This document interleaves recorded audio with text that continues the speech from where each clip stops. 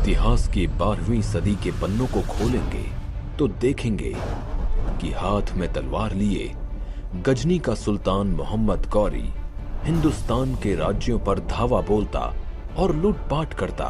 वो चाहता था कि गजनी सबसे धनी देश बने और हिंदुस्तान की तरह सोने की चिड़िया कहलाए।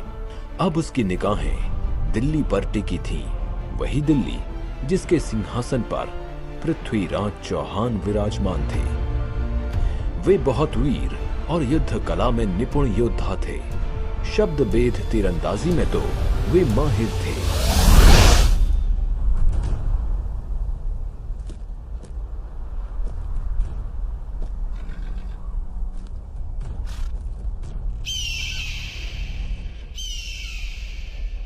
हमने बड़े से बड़े राज्यों को जीता है, लेकिन जितना खजाना दिल्ली में है उतना कहीं और नहीं। अगर हम दिल्ली के खजाने को लूट लें तो हमारा मुल्क सबसे धनी मुल्क बन जाएगा और सोने की चिड़िया कहलाएगा। सुल्तान, माफी चाहता हूँ, लेकिन दिल्ली के शासक पृथ्वीराज चौहान युद्ध कौशल में माहिर हैं। उनको पराजित करना लोहे के चने चबाने जैसा होगा। तो ठीक है, हम भी पृथ्वीराज चौहान की वीरता देखना चाहते हैं। सेनापति, दिल्ली पर हमला करने की तैयारी करो। इधर दिल्ली के शासक पृथ्वीराज चौहान जो सिंहासन पर विराजमान हैं, उनके कानों तक युद्ध की सूचना पहुंचती है। महाराज की जय हो।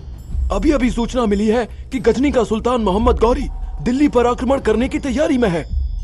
पृथ्वीराज चौहान इतना कमजोर नहीं कि मोहम्मद गौरी जैसे तुच्छ लुटेरे से भयभीत हो जाए। हम राजपूत हैं, राजपूत। हम किसी के आक्रमण से नहीं डरते। करने दो हमला।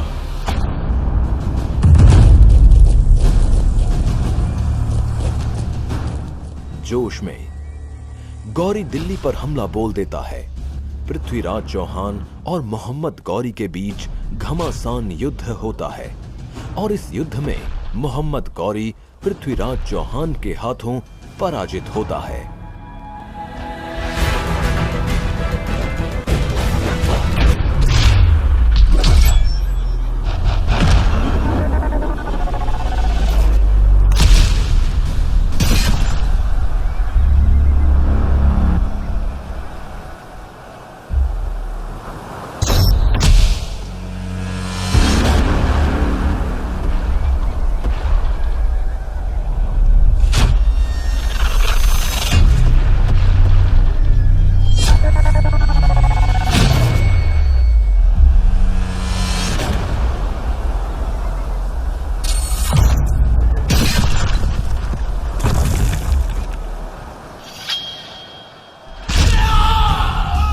अब बंदी बना गौरी पृथ्वीराज चौहान के सामने सिर झुकाए माफी की भीख मांगता है। पृथ्वीराज, मैंने दिल्ली पर आक्रमण करने की जो गुस्ताखी की उसके लिए मुझे माफी दो। कहते हैं कि हिंदुस्तान के सुल्तान दुश्मनों को भी माफ करने का हृदय रखते हैं। तुमने ठीक सुना है। हम निहत्थे पर वार नहीं करते, चाहे वो हमारा शत्रु ही क्यों ना हो।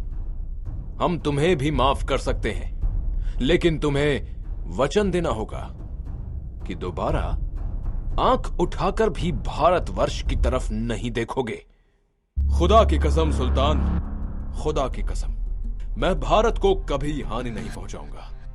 महाराज, वैसे तो मैं राजकवि हूं, फिर भी मुझे लगता है कि गौरी को क्षमा नहीं बल्कि मृत्यु दंड देना चाहिए। मृत्यु दंड। चंद्र बरदाई, आप राजकवि के साथ साथ हमारे मित्र भी हैं। हम आपके सुझाव का सम्मान करते हैं, लेकिन अपनी गलती सुधारने के लिए हर किसी को एक मौका तो मिलना ही चाहिए। इस तरह क्षमा दान पाकर मोहम्मद गौरी गजनी वापस लौट आता है, लेकिन वो अब भी अपनी हरकतों से बाज नहीं आता।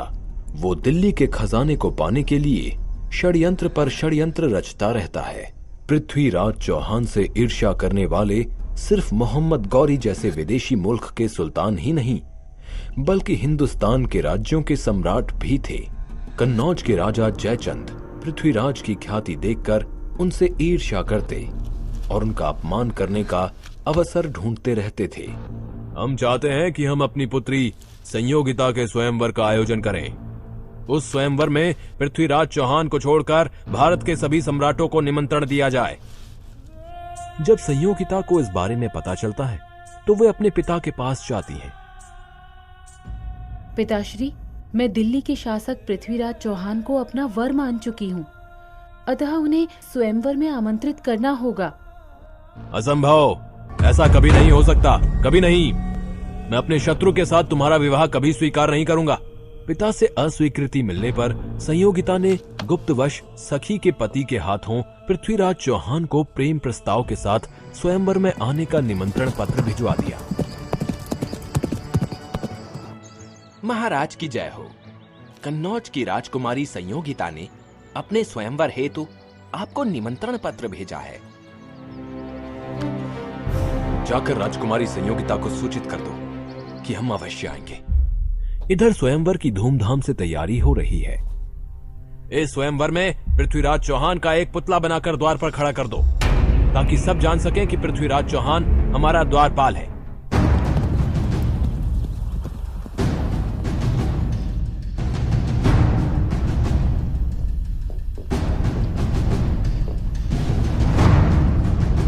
महाराज, अभी अभी सूचना मिली है कि आपके अपमान के उद्देश्य से जयचंद ने आपका पुतला बनवाकर द्वारपाल के रूप में लगवाया है। हम इस अपमान का बदला अवश्य लेंगे। कन्नौज की राजकुमारी संयोगिता के स्वयंवर में हम अवश्य जाएंगे। आज कन्नौज के राजमहल में संयोगिता का स्वयंवर है। हिंदुस्तान के कई सम्राट उपस्थित हैं। संयोगिता जयमाला के लिए सभी सम्राटों को अस्वीकार कर आगे बढ़ती हैं और पृथ्वीराज चौहान की प्रतिमा को देखकर रुक जाती हैं।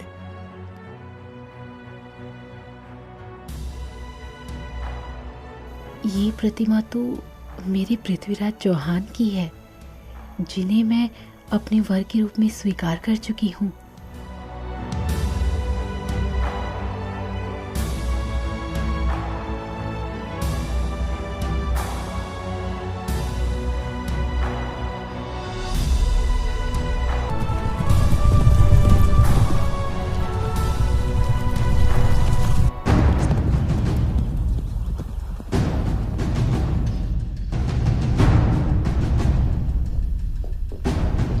संयोगिता ने मेरी प्रतिमा को जयमाला पहनाई, अतः ये मेरी पत्नी हुई।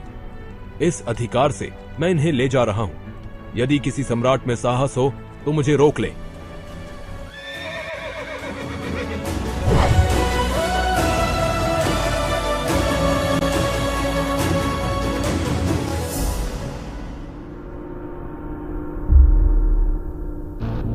पृथ्वीराज चौहान ने भरी सभा में हमारा अपमान करके अच्छा नहीं किया।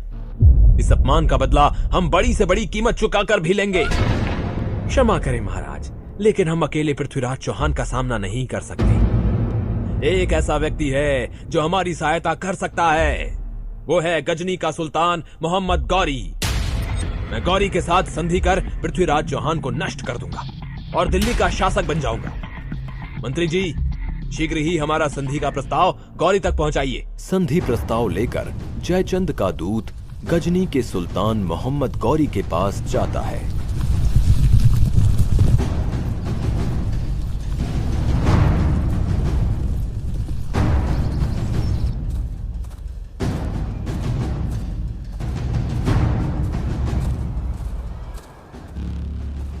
सुल्तान, कन्नौज के महाराज जयचंद आपकी ओर दोस्ती का हाथ बढ़ाना चाहते हैं।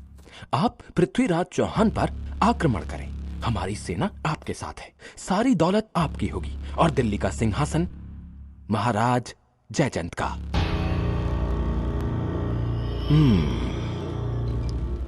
सम्राट जयचंद से कहना कि उनका प्रस्ताव हमें मंजूर है। वो दिल्ली कूच की तैयारी करें।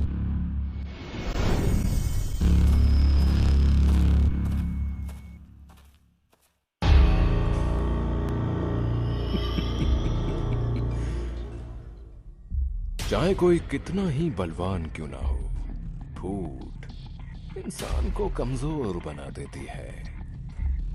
इनकी आपसी फूट का मैं पूरा फायदा उठाऊंगा। पृथ्वीराज को पराजित कर दिल्ली की सारी दौलत मेरी हो जाएगी, मेरी। अब गजनी सोने की चिड़िया कहलाएगा।